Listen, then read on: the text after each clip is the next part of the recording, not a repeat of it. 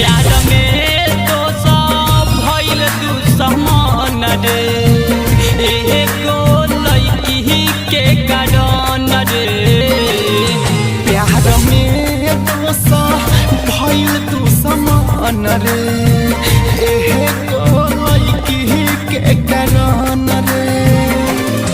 भूल पाइबो नहीं यार तोर जखम रे, एगो लड़की के कारण रे। प्यार में तो सब भइल दुश्मन रे, एगो लड़की के कारण रे।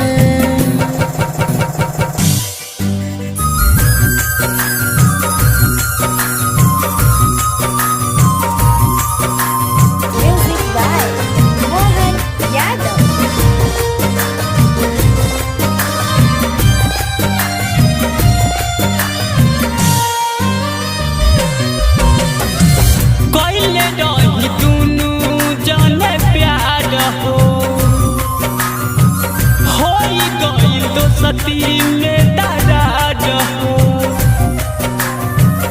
कोइल रहनी दुनू जन प्यार हो, होई कोइल दो सती में दरार हो।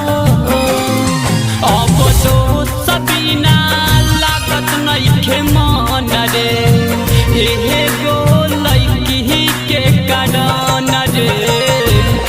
प्यार में तो सब भइल दुश्मन रे, एगो लड़की के कारण रे।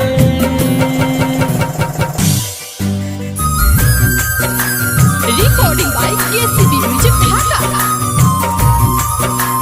Music by Mohan Yadav.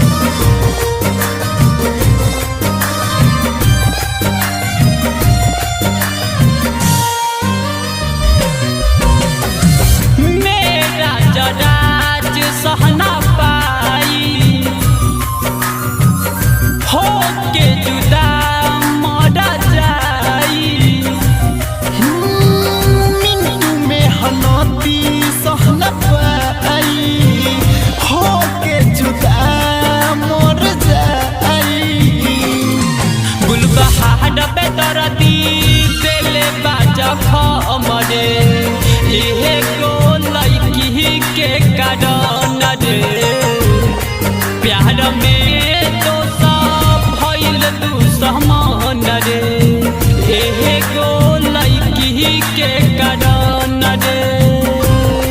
प्यार में तो सब भइल दुश्मन रे, एगो लड़की के कारण रे। Recording by KCB Music Dhaka.